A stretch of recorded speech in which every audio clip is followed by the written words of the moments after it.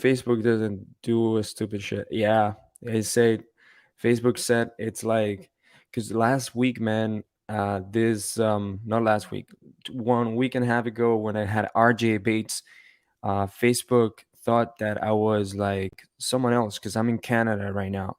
So like it kind of blocked my ability to go live. But we usually go live inside a group first because people get first dips of the podcast episode before we start the podcast. um, and of course they get to see it you before everyone. But I have to now then share the YouTube that we're doing, the YouTube live inside the group. So that's the only way to for people to get. So let me just go here 1 sec real quick and share that YouTube because it's not going live directly.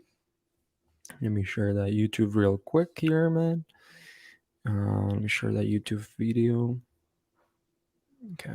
I was live with we were live with Don Costa like yesterday or something like that. The same thing happened. Same thing happened, man. Yeah, Facebook can be a little tricky. I know sometimes they don't want you to have any links in your, so you have to whenever you're going in StreamYard, you have to go and remove the links from the Facebook.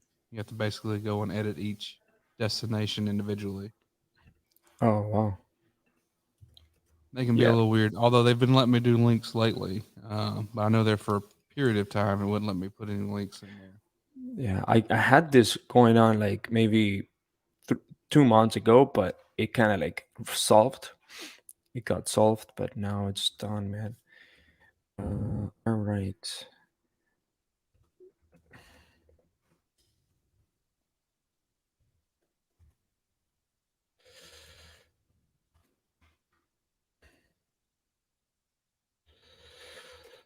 All right. Perfect. Cool. We're gonna go live in the show right now. Cool. I'm gonna put the intro and let's make it happen. Sweet, let's do it. Mic check. I'm good. Mic check. Mic check. You can read about success all day long, but if you don't put in the work, the mindset, execution, and the hustle behind your vision, it just remains a dream. When everything goes wrong, you have to take all the responsibility.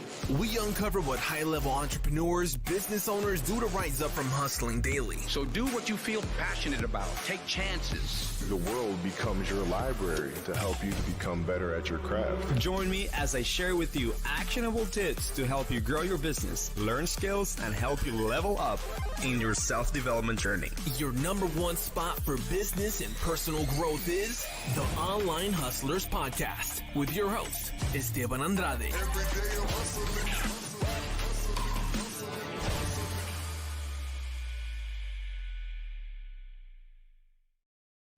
All right, guys, what's going on?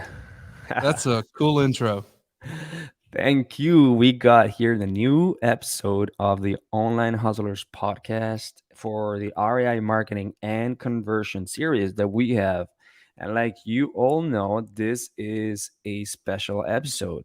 So I have my friend here, Brent Moreno, who is a marketer, who is a real estate investor, who does really good special things for his students. So he also trains people and coaches.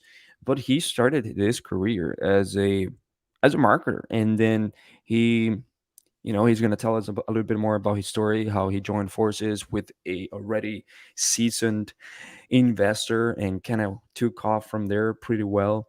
But all you all know that I'm also a marketer, so I admire people that that are in this industry and they're hustling. But at some point, he got the point that he started taking smart decisions for his career and started to get into the real estate investing really well. So I have here Brent Moreno. Brent, how are you, my man? I'm doing well, man. Thanks for that. Yeah, I'm a marketer.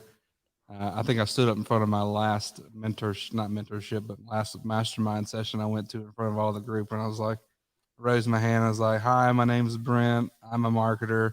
Because I've been doing marketing for so long, and it's really kind of, it's in my blood, and that's what I enjoy doing. And I was like, I realized very early on that, getting business is all about marketing yourself. So we'll get into some of that stuff a little bit later. But yeah, I'm happy to be here. Appreciate you having me on.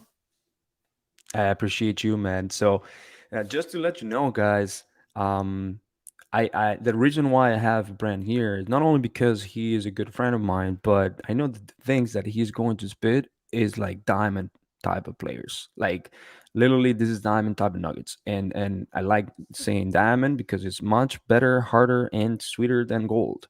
So, uh, And my wife as loves you them. yeah, there you go. Wives too. And as you know, here, this real estate investing and wholesaling game, you need to be a full marketer. It is all about marketing. It's all about sales. It's both. Like if you don't have both, it's very, very hard for you to even pick up like some type of momentum. And of course, later on, you're going to be doing systems in order to sustain all of this. But marketing and sales, and so how important, man? Like when you started, tell us a little bit more about that. Like when you were a full marketer, of course, it helped you, but you started to come into the real estate game. Like, can you walk us through that journey of you become where being a marketer, internet marketer, and then just going into the real estate game? Well, I actually started in the experiential marketing fields. So if you've ever been to a Super Bowl or a big massive event or festival and you've seen brands out there who have big displays and there's a bunch of people handing out stuff and they have interactive things you can get involved with, they're making impressions, they're making brand impressions. And that's kind of what I did for over 10 years with brands like Anheuser-Busch, MTV Games, Jack Link's Beef Jerky. So, and with Jack Links, I got to actually work in house with them. So I planned like my own schedule. I got to pick what events we wanted to be a part of and kind of help create that into more of a lifestyle brand. That was kind of the mission from Jack and Troy, is like he wanted to be the Red Bull of beef jerky, basically. It's like, well, give me the money and let me have some fun, and we'll go turn this thing into a beast of a marketing machine. So I did that for a very long time, and that's actually where um, during that time I started thinking about launching my own marketing agency for brands. Had some initial interest, even had some money coming in potentially if I was decide to do it because I'd been involved in so long. I had enough connections. And this also will kind of go into marketing as well. If you really look deeply into like what I'm really really good at, it's networking, knowing people, knowing the right people who can solve different problems for you, or at least help you in different situations, and go a long way.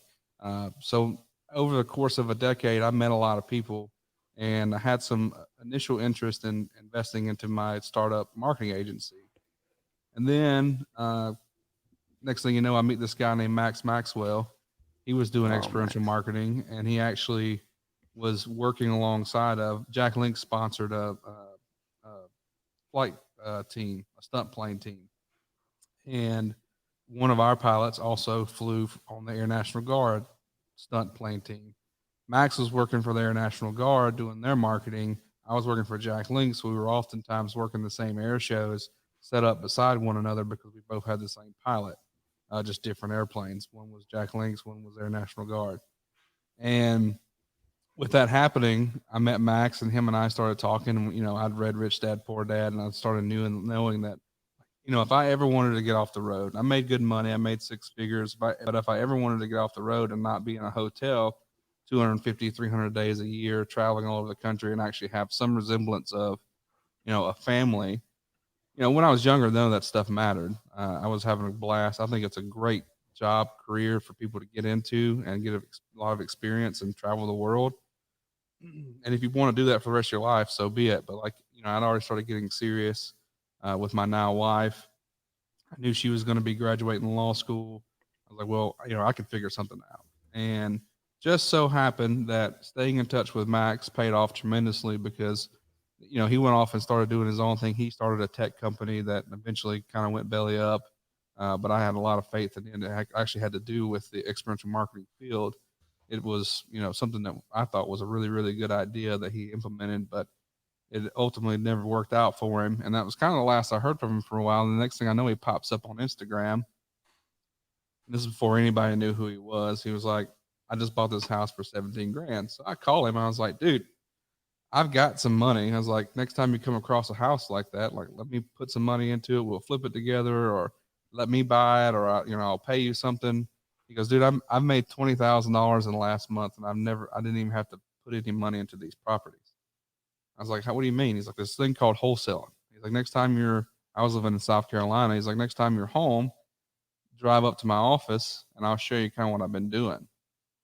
So I drive up there, and he talks about his little Nissan, or not his Nissan, but his Volkswagen Jetta that he had to, hit a starter and all that stuff on. That's no joke. He was driving around a little beater Volkswagen Jetta and had bandit signs all piled in the back of them.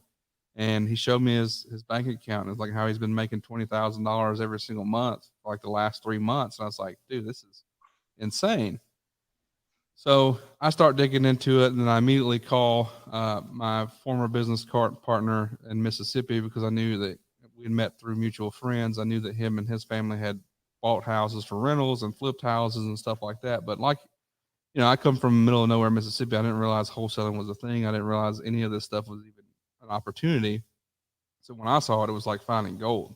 I was like, nobody else knows about this, even though that wasn't true. It's been a thing for a very long time. But I called him up and I was like, hey, you ever heard of wholesaling? He was like, yeah, I do it all the time. I said, you never said anything to me about it. He's like, yeah, I got tired of dragging my friends along and nobody ever doing anything with it. He's like, go read this book and come back to me with questions. So I went and read that book. It was Flipping Properties, Volume 2. So I think I paid like $4 for it on Amazon. It really wasn't about the book, even though it's got some good, solid, fundamental information in there. It wasn't about the book. It was about whether or not I was going to take the initiative to read the book before he would offer to like help me out a little bit. So between him and Max, kind of having them in my corner, and doing some research and studying and listening to podcasts like this, and watching YouTube videos, and I think I bought a couple courses to begin with, like Sean Terrier and stuff like that. I went and within my first month, I made $20,000. Like I said, my first month, I probably studied for about 3 months. And then when I finally got after it and started putting some action towards what I'd been learning, I'd made $20,000. I was like, okay, well, this is a repeatable process. I can do this over and over and over. And like, even if I just, you're talking about, I had an overhead of maybe $300-400. I'd probably have spent $900 on courses and maybe another $200 on just different softwares or whatever. And this is before there was really skip tracing and texting. I mean, there was a little bit of skip tracing, but it was stupid expensive then. You could go to like Fast People Search or True People Search, stuff like that. I think I was paying like a $20 a month subscription to get 100 people's names. I was just driving for dollars. And then when I wasn't there, I actually recruited some Uber drivers. And this was actually, I thought, was pretty ingenious. There was a huge story in the Wall Street Journal and all this other stuff. But to my recollection, I was the first person to kind of put those pieces together on the Uber side, because whenever I was home, I might be home for a week. I might be home for 2 weeks. Heck, sometimes in the winter, I might be home for a month and a half, getting paid. But while my wife was in school, I'd just be sitting there staring at the walls, and I don't like sitting still. So I was like, if I can go just make enough money to pay the car note, that's all I care about. So I would drop her off at school, and then I would start riding Uber. And then I created an Uber Facebook group for South Carolina, for Columbia, South Carolina. And people just started joining it. It was really just an idea to start having people network. I didn't know anybody. We didn't know anybody in the area. She was new to the area. So I just wanted to network with like-minded people who were interested in Ubering and figuring out where the events were going on at and how much money people were making and what the best times are, and share their wild stories and stuff like that, just to kind of grow a community. And whenever I found out about bird dogs and about people finding addresses for me, I was like, well, wait a second. I was like, Uber drivers, all they do is drive around. Like, that's all they're doing is driving around. It's like, surely to God, they come across vacant properties. And if I can incentivize them to do that, that'd be great. So I literally had like a little monthly Uber meetup with all my Uber drivers and was teaching them about what I was looking for. I'd have pizza and sodas and whatever, and they'd go and send me hundreds of properties. And then my first deal came from an Uber driver, and it was the very first house on the list. The very first house on the list. Now, it wasn't the first person I talked to, but it was the very first house on the list. And I ended up making, I think, on my first deal, like $13,000. I paid the Uber driver $1,000, and I was like, all right, this is. And then the next one was one I drove for dollars for, and I found when I was home. And then a couple more came from my Uber drivers, and I was like, man, this is incredible. So then I went, and I was telling people about how I was doing Uber driving, recruiting Uber drivers to work for me as bird dogs, and that kind of took off into its own little thing. But that was Man. really the kind of beginning of it all, is that I realized very quickly, I was like, this is repeatable. It's not costing me a ton of money to be in business. Then I eventually went on to expand and go into PPC. At one point in time, I think I was spending about 10,000 a month in PPC in Colombia. Okay, And I've okay, let's always, go. One yeah, second here. This is yeah, so cool because look, this is experience that I also got. I also was an Uber driver, right? yeah. And if I ever met someone that had the capability of orchestrating this type of deals or just things like you in the city where I was, well, I was in Toronto at that time. And also they happen to be doing wholesaling and picking up the popularity in Canada. But if I had someone that could teach me that I can go to houses, I would see houses all the time that needed work, and actually do that. That would have been such a huge game changer when I had no job. Okay, when I had only relying on Uber, which is an app that will pay me on just transporting people or food. Um, it would have been a total life changing moment for me, but I didn't. But that's because maybe I was not looking the outside the box, kind of like what you were doing, right? But at the same time, man, you started with the OGs, kind of like you had a relationship with the OGs, which is you know, all these people that were kind of like doing the same similar thing, uh, like you, right? And that was like, that means that you've been in the game for already for how many years, man? Like It's you almost, it'll be coming up on 4 years now. 4 years, okay. Yeah, so I got started probably about. It's crazy to think about how far Max has come, but like I got started probably about 8 months after Max got started, Oh wow. Okay. And Max and got so big, so huge fast because he's it's also a it's marketer. it's insane, man. Oh, that's right. He's also came from experiential marketing, right? He came from that background. He spent years and years in that field. It's funny because like, I had my old business partner helping me, and I had Max helping me, and I went and joined the mastermind. I joined Boardroom with Sean Terry and Kent Clothier or whatever, and that really kind of helped me level up my game. I spent like 15 grand to be in that room. I didn't even really know anything about it. I just knew that I was making money in it, but it was all me. I was like, if Yeah. I want to, and I knew that there was a deadline at some point that my wife was going to graduate law school, and that we were going to eventually probably either move back home or move wherever her job takes her, because obviously I want her to follow her career, and I've kind of a nomad. I'll live wherever. I've lived all over the country. I don't really care as long as it's not cold. I don't care. Uh, so I realized very quickly that that having them on in my corner was very helpful, because I could see the proof. Right, there's a lot. I had a lot of skepticism when I got started in this. I had so many friends and relatives and everything else tell me like, well, you're never going to get anywhere with it. All the big players are buying up everything. You won't ever see a good deal. All these different things. Why would you get involved in this? It sounds illegal. All this other stuff, right? So there was all this noise on the outside, but on the inside, in my inner circle, I could see like how much money was changing hands. I'm like, Yeah. this is life changing, right? I Yeah. mean, I made good money doing what I was doing, but I was married to the road. I was like, if I Yeah. want to own my time again, I need to figure out a way out. And I thought the marketing agency was it, but then I saw real estate, and I was like, that's it. I just always assumed you needed, a bunch of money to be able to go buy a house, flip it, Right. or keep it for a A rental. lot of Like people I didn't think I that didn't way. realize all the possibilities that are out there, because it's not taught to us. We're taught to think a certain way our whole lives. That's just not the case. And the same thing, like it's scarcity mindset when people used to tell you that no, all these big players are taking over and things like that. Imagine if you had the same scarcity mindset in 2021 when the iBuyers start buying like hard, and the funds, all Yeah. these hedge funds started buying hard. Like, what would you think? Like, there's no houses, there's gonna be no opportunity for you.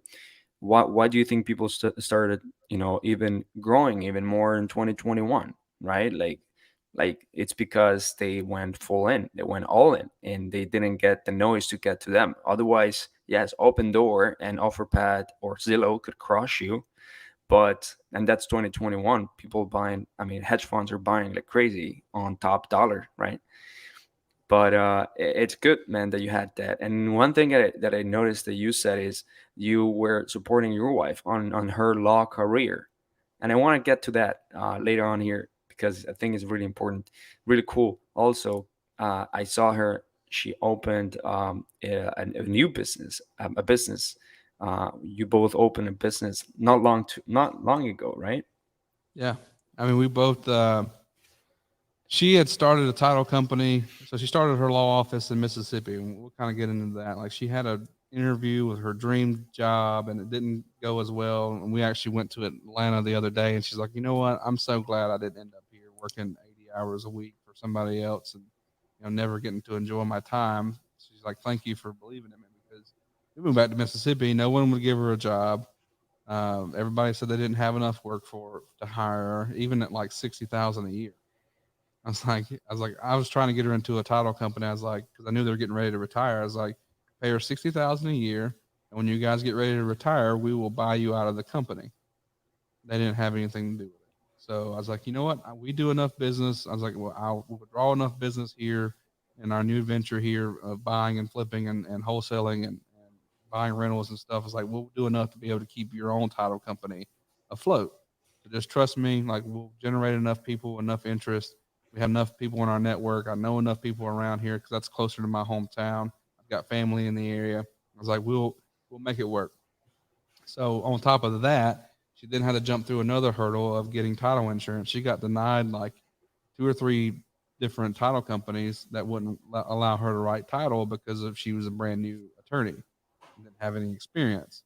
So for her first, like, I want to say like 60 or so transactions, she had to have somebody like approve all of her underwriting and stuff. Um, all of her title work and everything else, and they got a piece of the action. And actually, she was doing so many transactions that they let her off. She was supposed to do that for like 2 years. It only took her like 6 months before they're like, "You got this. You're fine. Here you go. You're granted access." So she took off that business. It started doing really well, and it's pretty much running without her now. I mean, she's still kind of involved, but she's involved remotely. She's got a staff attorney there and another employee that's handling phones and kind of more assistant admin type stuff. So that business is pretty much running on its own. So she decided to come down here and start another title company. So we have another title company here locally. Her office is like right down the corner from mine, and it's running. It's basically her doing it all over again, and hopefully within the next year or two, that one will also be kind of running on its own, and maybe she can go start another one. I left Mississippi, so for everybody that doesn't know, I had a former business partner. Him and I didn't see eye to eye on where we were going. I was kind of wanting to move a lot faster. He was ready to slow down. We both had an education business together. We had a software business together, and then we had our house buying business together. I walked away from all the houses, um, every bit of it, the house buying, all of that stuff. I gave it to him so I could take the education business and I could take the software business because I believed in those uh, tremendously. And I knew that if I get into a new market, well, I can just go and build another wholesaling business or investing business. So that's what I'm doing now. I'm down in Alabama. We got an office. We're holding monthly meetups. I'm meeting as many people. My goal is to meet 1,000 people this year. Um, and we're doing our meetups and we've got some traction here. We've got a couple of flips going on. We've got one under contract right now that we're potentially wholesaling if we don't take it down ourselves. So that's really been kind of the goal is to come here, build up a little small. I'm not trying to get huge. I want to get, to where I'm feeling pretty comfortable and we're doing, 5 to 10 transactions every single month. Yeah, And yeah, I can kind of take my hand off the wheel. I want to hire some people, but I'm not taking any money from outside and putting it into this business. I said this business has to work on its own, otherwise, we go back to the drawing board and try to figure it out. yeah, So yeah, we're waiting on absolutely. this flip to wrap up, and when this flip wraps up, I'll have all the money to go and hire and put money into Yeah, marketing. And you're in Alabama right now, so like if people want to meet you, because now you have the goal of 1,000, where I think you are in a really cool area as well. So if people want to walk by Alabama, hotter than Mississippi, I bet, right? Well, I'm on the Where is it? beach. So You're on the my beach. There you office, go. yeah, my office is in Orange Beach, and you don't when you most people think of Alabama, they don't think about beaches, but I will say, and I know we're live, and I don't like to advertise it too much, but Orange Beach and Gulf Shores is exploding. There's lots of money flooding into here, and there's still a ton of room for development. It's not like Destin, Florida. Like I grew up going to Destin for vacation. Destin's packed. Like there's no more room for really much of improvement. They're just expanding outwards. Whereas here, there's still vacant lots, like Yeah. on the beach. Wow.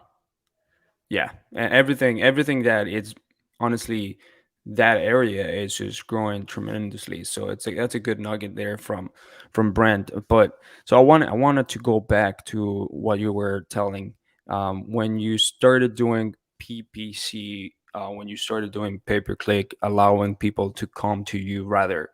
And I know that you did a good network of Ubers and a good a good amount of other type of marketing, but PPC, so tell me, continue telling me more about that.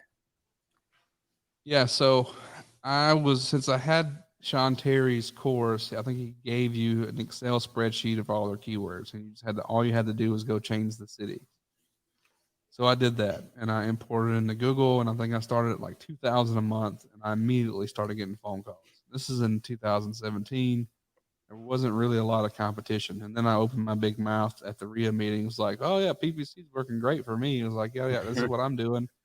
Then it continued to get more expensive, but that was okay. I ended up spending close to about $10,000 a month, but it was returning 30,000 a month. Yeah. I was pretty happy there. And then I had some bandit signs, and then of course the Uber drivers. And that's really was my focus for the majority of the time I was in South Carolina.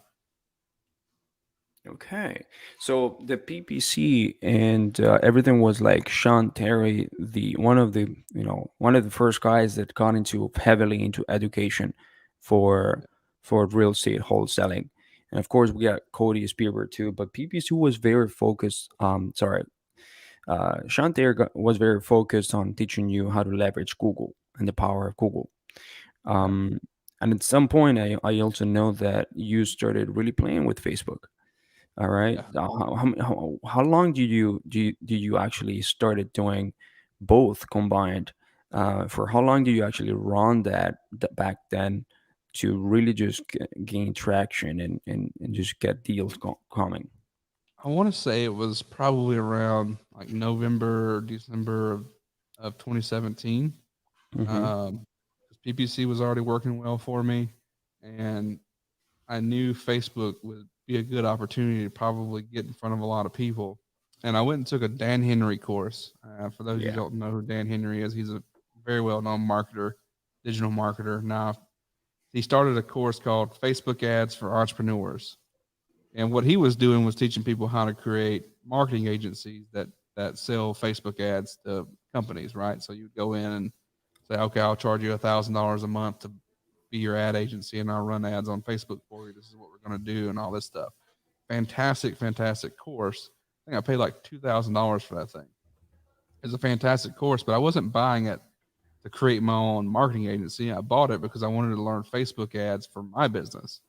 Yeah. So I started learning Facebook ads back then, started putting it into place, and man, it just started clicking. Boom, boom, boom. I was getting leads for under 25, under 30 bucks, like good, solid leads, not trash leads, like quality leads for 30 bucks.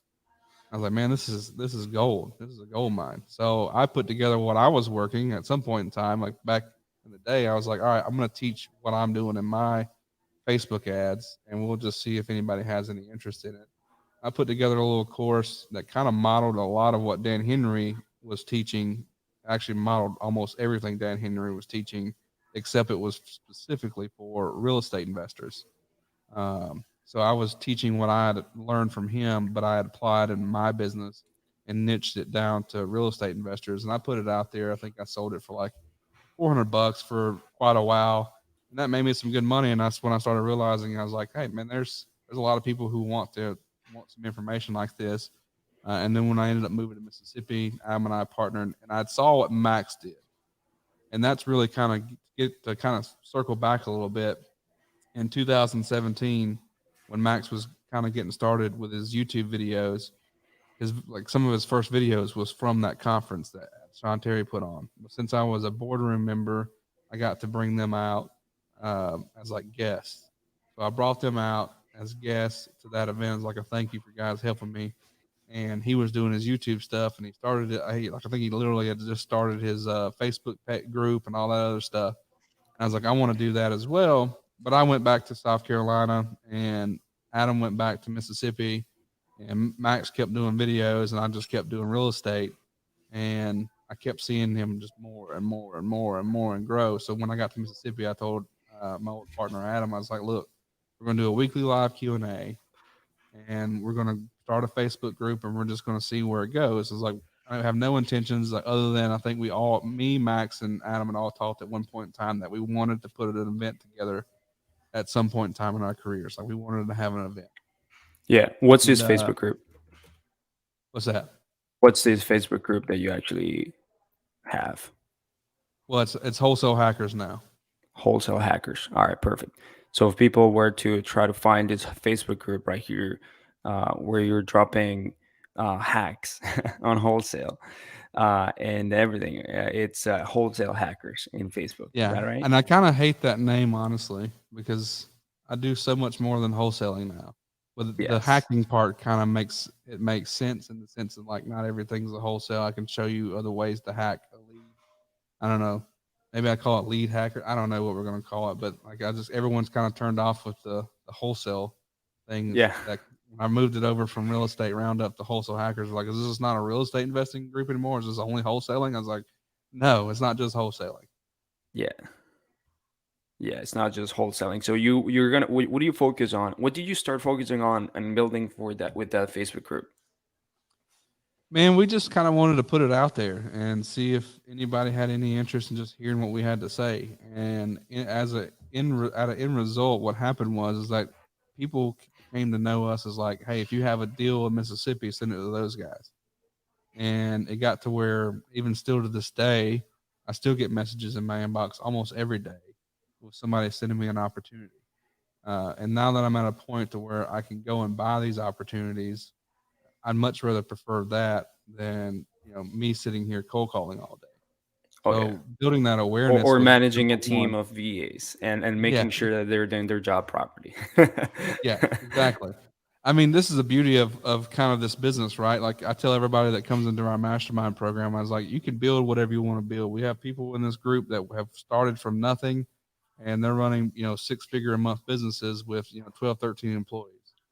Yeah. And it's pretty incredible to see what some of them went on and go and done. But you can run very low overhead and do 2-3 deals a month, or maybe even just one deal a month. Like I have to get to the core of the issue here. Like, what is your ultimate goal? Like if $10,000 a month is your goal, well then, you should be able to easily do that even part time, just one deal a month. Yeah, and I know people that even they create such, like, you are a connector, you're a networker. I know people that they create such a good network either inside a mastermind or either inside a mentorship, that they create these JV opportunities where that those people are considered the go-to people that are going to help you dispo or even acquire property, a potential deal that is there. And so you get a flow of organic, inbound, organic uh, deals from other people that don't have the skills that you do have. So there's other people I've seen and noticing, and like it's basically what Brent is doing, right? Like he lets people know that I can disposition this property, I can move this property. Okay, I can make sure either I can flip it, can buy it. I can do so many things. I have the buyers, I have the connections. Let me just help you, walk you through it, the process while you learn. Um, you'll make money, I'll make money. It's a win-win. Yeah. So that those are things that I've noticed from Facebook groups. as well. And I mean, Brent, man, like I know you're not just wholesaling right now. So what are you gonna call the Facebook group? What do you think you're gonna change the Facebook group to? I've been rattling my brain for forever on a completely rebrand and all that stuff. But it's kind of one of those things like you're so invested into it at this point. Like I have so much. It's brand. It's kind of like, okay, well, what do I what do I really want to do here? I think I'll probably keep it the same for a good while, just because it's still got traction and it's still relevant. Um, the group, like I've noticed, Facebook in itself is getting weirder and weirder by the day. It's getting less appealing to me where it was at one point in time, like the way I connected with everyone. I think their algorithms just really kind of killed things. Yeah, Because if you're not like very consistent, I mean, like every single day, and like, and to be completely honest, like I'm just such a kind of introverted in the background kind of guy. I'm not the spotlight kind of guy. Um, that I just hate trying to make sure that like I'm in your face every single day. You'll never see me like selling stuff. I don't have any ads. I've never done any ads for any of our masterminds or anything like that or any of our events. It, it's just not who I am as a person. Like you either find me organically or you don't, and that's kind of where I'm getting into my real estate business. Like I am cold calling still. I will go door knocking, and I will do some text and we will do some mail, but I'm not doing a ton of it. I'd much rather you find me, whether that through be PPC, whether it be through Facebook or a referral. And I really believe that the future of marketing is going to have to be permission based. yeah, If anybody's familiar with Seth Godin, go read Permission Based Marketing. It was written back in, I don't know, it's forever ago when he wrote it, but it was more so to do with, getting permission via email with the Can Spam Act. right. But all of marketing is going to get to be that way, right? I mean, you think about the biggest commodity in the world right now. It's not oil, it's not gold, it's not that. It's data, Yeah, right? And at some point in time, we have to look at our personal data as private property. Now, granted, we sign terms and conditions that allow these companies to go and buy and sell and our data day in and day out and make money off of us. But to be better advertisers, I think we should really focus on what's important. And what's important is the people that we, as an advertiser, the people we're trying to attract to our brand or to our yeah. business. How Um, would you go about making sure that your business becomes more compliant over time and also more it actually fits the way that everything is evolving. Ask for permission, Hmm. and you can incentivize permission. There's different ways, and I'm not going to go too deeply into it because that's a whole nother rabbit hole. But I've been a huge proponent here. Probably about the last year, I've been really diving into like alternative marketing methods, and that's kind of one of the things I've been specializing in. Like I did a underground authority challenge a while back to where, like, hey, here's how you can build authority in your local market without really any money using free resources online. Right? We have all these tools in front of us, but if we don't know how to use them correctly, or we're not using them correctly, and we're not being consistent, then it's not going to work. Right? I got known because I showed up consistently every single month or every single week on a weekly Q&A podcast inside of a Facebook group that no one really knew about, but it just slowly grew to over 8,000 people. I know that's not huge in the grand scheme of things, but I don't accept probably 20% of the people that come into that group or request to join the group. If you don't answer the questions, you don't get in the group. You mess up one time, you're booted. Like you know the rules. Here's the rules. Abide by them. So I keep the group very, very clean from spam and all that other crap, and that's almost like a full time job in itself. But that's where people know me from. That's where a lot of the leads have come from.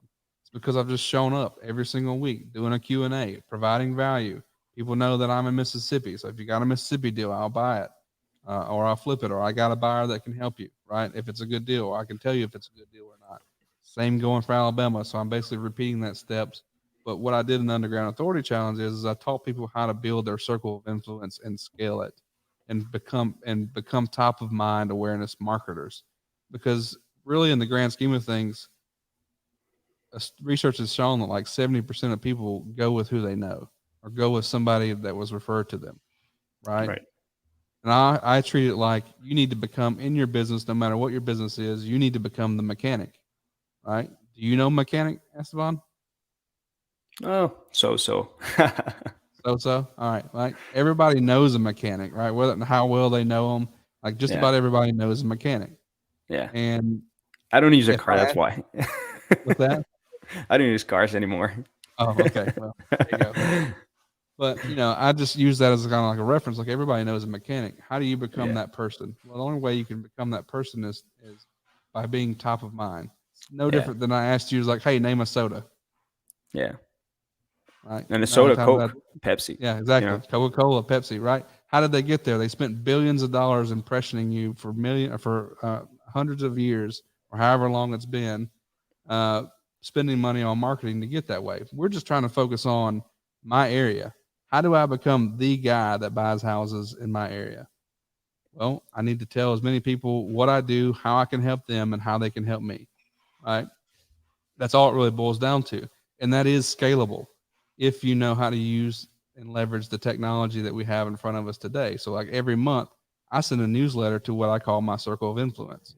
Every person that I meet, I try to get their email address so I can add them to my circle of influence newsletter every single month. And I talk about what's going on in my business, what's going on in my personal life, what we're working on charity wise, what can I help you on with? Do you have any kind of raffles? Is your kids selling Girl Scout cookies, like whatever. Like, let me know how I can help you and your family, right? And I'd leave that at every single bottom of every email, and that's gotten me deals. That's got me deals from realtors. It's got me deals from referrals. Like, all it cost me is an email and a little bit of time to go collect those, and enough. And all I did was use Facebook to reach out to these people. Hey, I've just thought about you the other day. I haven't heard from you in a while. How have you been? And they're going to tell you everything about what's going on with them. Where are you working at these days? And then typically they're going to, at some point in time, they're going to, because the nice thing to do is like, what have you been up to? And that's when I go into, well, I flip houses now, kind of like on HGTV, but I haven't figured out how to do it in 30 minutes yet. Right? Get a little laugh out of them. It's like, well, look, hey, here's the deal. It's like, I'm trying to make it a point to let more people know about who I am, what I do, how I can help them, and how they can help me. Here's how you can help me. I'm looking for XYZ problems. I'm looking for houses that are going into foreclosure.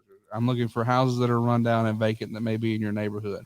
If you know of anybody that's facing these situations, if you put me in contact with somebody who's looking to sell their home and I'm able to buy it, I will give you $1,000. If you send me an address to a house that appears to be vacant or run down and I'm able to buy it, I will pay you $500. Right now, I have to be a little bit more careful now because I'm a realtor. I can't offer that, but my business partner is not a realtor, so he can offer that. Right. Um, so that's kind of how I do that, is make sure that everyone knows who I am, what I do, and how I can help them, and how they can help me. And that is by far the most crucial piece that I feel like a lot of people are missing, and they're not documenting their journey. Yep. Documenting your journey is by far, whether you want to get into education or not. I think at some point in time, most good marketers see the opportunity to get an education, at least the ones that want to help people grow their business and build something special. That's more powerful to me than buying a house. Seeing somebody go from never doing a deal to making their first six figures is an incredibly rewarding feeling, and that's why we do what we do on the education side. But it's a lot of fun. All of it's been fun. That's amazing. What would you say those are the channels that you should be leveraging, or people should be leveraging to do exactly that? What you just said. Putting Facebook, themselves man. I mean, even though Facebook. I've been kind of down on Facebook lately, but like it's still relevant, right? Yeah. Documenting your journey, even if it's just, you don't have to get on camera, you don't have to do podcasts, you don't have to be doing videos, right? You could be driving, going on an appointment, and after you get done with the appointment, take a picture of the outside of the house and share your story, right? Just talk about what you're doing. Some of our students have come through our mastermind program doing an incredible job of this. And I was talking to G, he's down in Louisiana. I think the last time I talked to him, he'd gotten over $60,000 in referrals in 1 month, right? And he does a fantastic job of documenting his journey. He's out there, he's videoing latest flip, latest rehab, latest appointment, or telling a story about this one particular house or this one particular seller, right?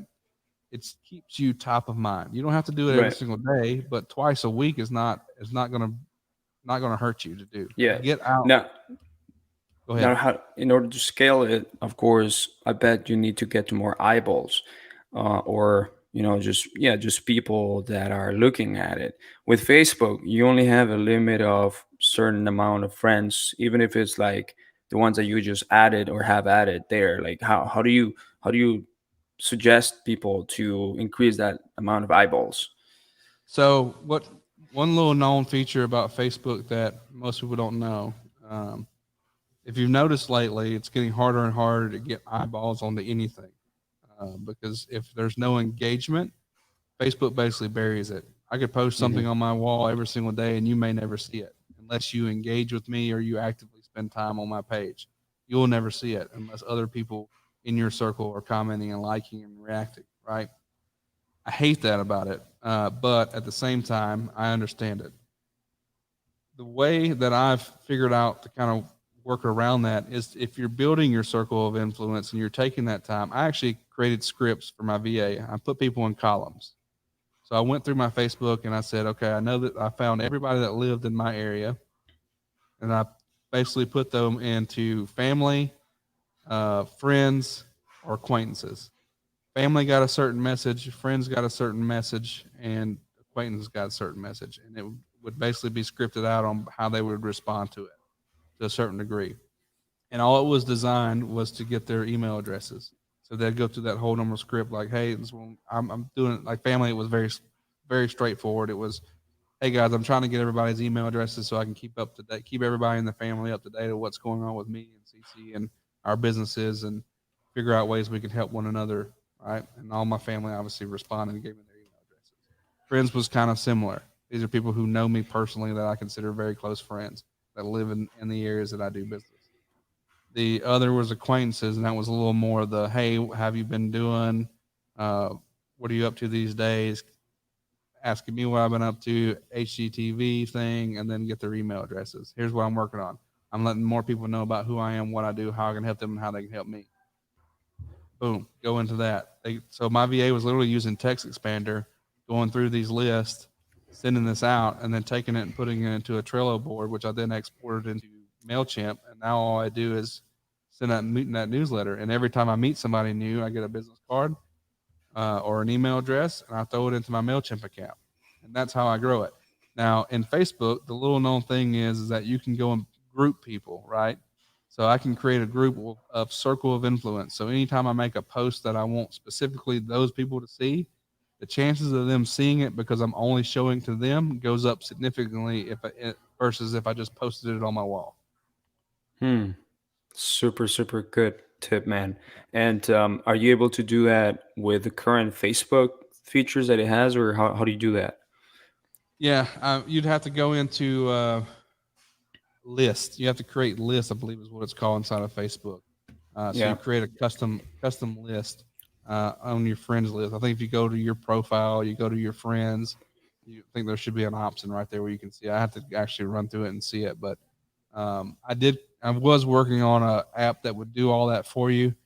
However, I am pulled in too many directions. It works to a certain extent, but it breaks more often than not. So I was like, it's on the back burner. The, I'll get the around thing to it later. the thing is about developing a software, man. That's what it happens. The whole bugs and development, troubleshooting, all of that, man. I understand you.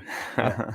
Customer support, all that stuff. I was Customer like, service, yeah. it's still there. I mean, I'm sitting here looking at it. It's a Chrome extension. I was like, it's still there, and it still works. It's just, do I want to open it up to the public yet? I don't feel satisfied with it, and for me to release something, I need to feel like it's jam up. And for right now, it's not one of those things I want to sink all my energy into. But eventually, at some point in time, I'll finish it up and make it available. But what it does is pools, you could basically say, okay, I want to see all my friends who live in Phoenix, Arizona, who are also in this investing group.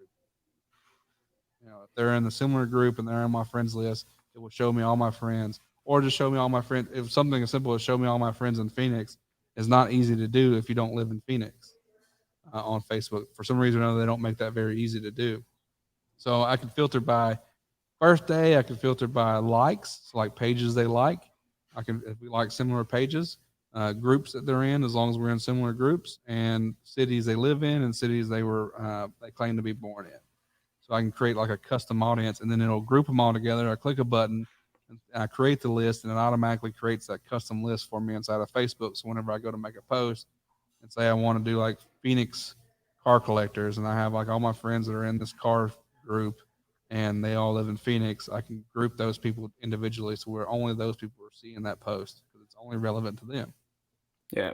Is there a way that you can also utilize this bots kind of like mini chat in order to kind of like push this type of notifications and newsletters inside of Facebook to people just having its own separate CRM? Kind of like, but it comes from your page, not from your I mean, Facebook profile. it's possible. That's Yeah, kind I of the think beauty of a lot of this is like, man, if you can think it, you can really create it. Which is how much time, energy, and money do you want to put into it? But that's yeah, I right. mean, the circle of influence has been my biggest push lately. It's like everyone needs to be growing their circle of influence to build authority and documenting their processes in documenting their journey in the process. Right? It's not hard to tell your story. Yeah, and You don't here's the have to thing. be the face. Here's one my opinion, and I want to hear your opinion. Um, we are in the acquisitions kind of like loophole because it's paid acquisitions. Like we're paying for always for acquisitions. If you stop cold calling, leads are not coming in. And yeah, you will have probably follow ups and reactivations that you can do from your past leads, but new leads, new appointments are coming in. If you stopped your Facebook ads, same thing. If you stop your Google PPC, basically your business is now starting to go into the downhill death. So which we've always been in that acquisitions kind of like loophole, like trying to always acquire, and like it's a never ending game. But like, what if what Brent is saying, that there is a way that things that you do things that stay for a really long time? Like, what if there's ways for whatever you do right now, it will make sure it stays. And if you stop doing it, it still stays even for further months.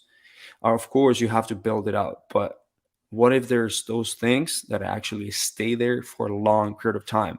I'm pretty sure if Coca-Cola stops doing advertising or stops doing the branding, they're still going to stay for like at least 15 more years. Oh yeah, you know so it's the same thing, doing things that you make you stay there and like on top of mind, right?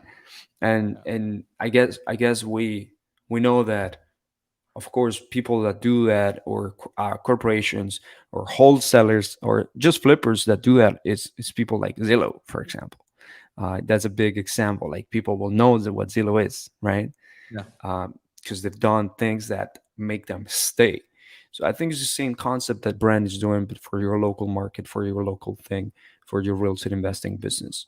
Really sit back and ask yourself, how many people know exactly what I do? They know exactly what I do. I don't mean, well, even if you work a normal job right now, like how many people know exactly what it is you do? Because most time we just kind of brush it off as like, oh, I do accounting for this company.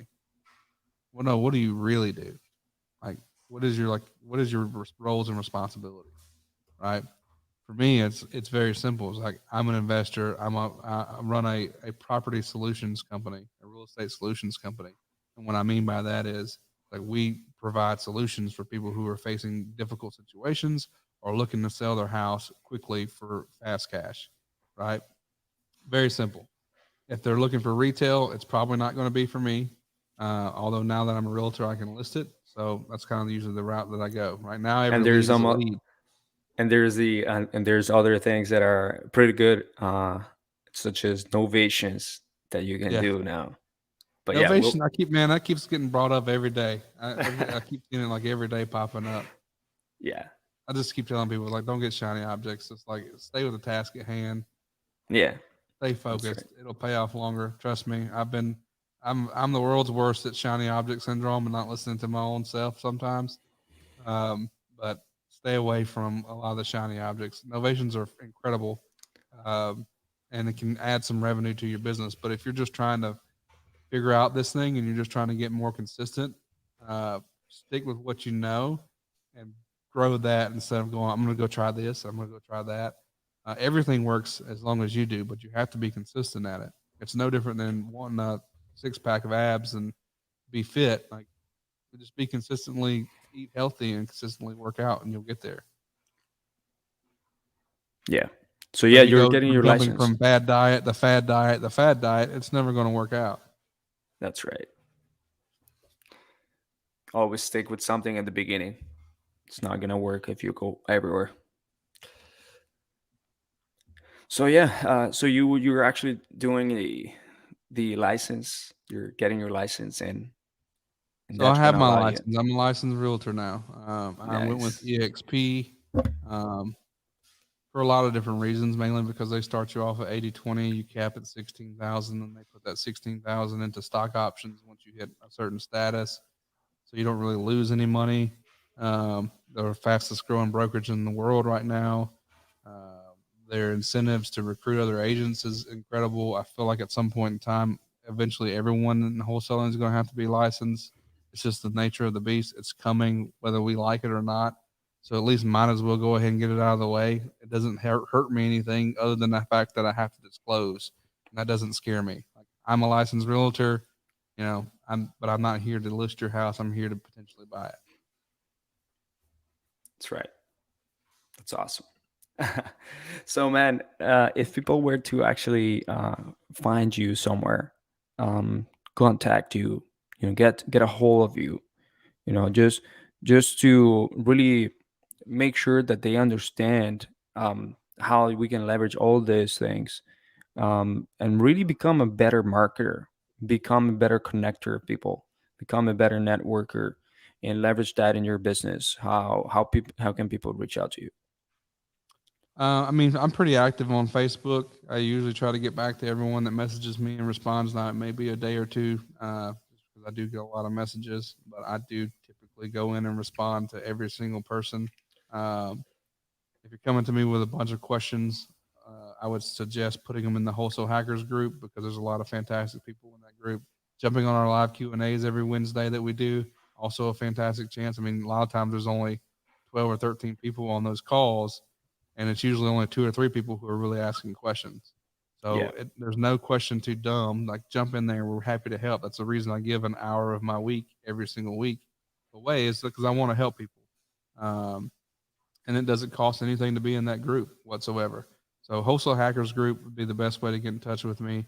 Um, the other thing is that I did want to mention is that I talked about it kind of briefly. The software business that I have is Deal Bell, and that is by far.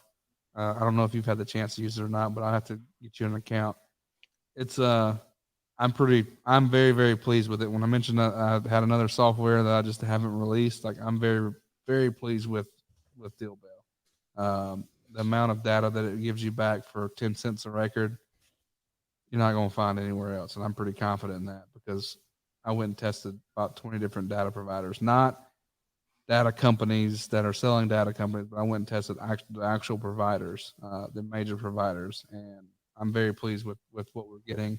If we get enough users, we can get it down to 8 cents, maybe even 6 cents. And that's kind of the whole goal, is like, I wanted to build this community of people that would use the software, use the system, and it not really cost them anything on data anymore, because it's been a race to the bottom since I got started.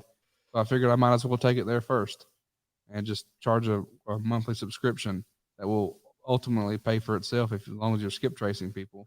And we're adding in CRM capabilities. We're continuing to build stuff out every single day. We're listening to our users on what they want to see, what they want to do. So we're adding stuff as we continue to grow this community and grow and build it. It's going to be one of the most powerful REI softwares on the planet by the time I'm done with it. Deal Belt. There you go. You got it. So Deal Belt, go there and try it out. It's definitely one of the softwares that I definitely recommend to check it out, because it comes from a great marketer and real estate investor that really is passionate about his software education business, and he's always looking to think outside the box and have find these ways and there's even new ways to kind of counter the old things that are coming across as flag or new policies from the government and things like that. So it's always good Mm, to know that you have someone that is always trying to stay up ahead of the game. It And may it may upset a lot of people, but like texting is going to come to an end. yeah, At some point in time, the mass texting, I mean, it's already getting harder and harder. It still works. It still works fantastic. I know a lot of people are making a killing with it, uh, but it's getting harder and harder. And at some point in time, you go like, how much more energy, time, energy, and money do I want to keep into trying to stay above the law and just kind of ride that gray area, or do I want to focus more on like having people come to me? And that's kind of where I started making the shift of, okay, I want more people to come to me. I want to invest more in permission based marketing, but yeah, that's where we're at. yep, I yep, have absolutely. just looked up at the time. I do have, speaking of deal bell, I have my deal bell call going on. There you Team go. should be on waiting on me. So All right. So it's been a pleasure. Just for the listeners here, one of the things I also love about Brent is that he's also half Colombian. And there you go. And if you want to go to Colombia and meet the great people, we'll be there. We'll go there once. We'll do a meetup. So it was being awesome. It's been awesome to talk with you guys, tell you all about Brent and what he's done and what he's doing and what you can do. So until the next episode. All right. See you guys. appreciate you.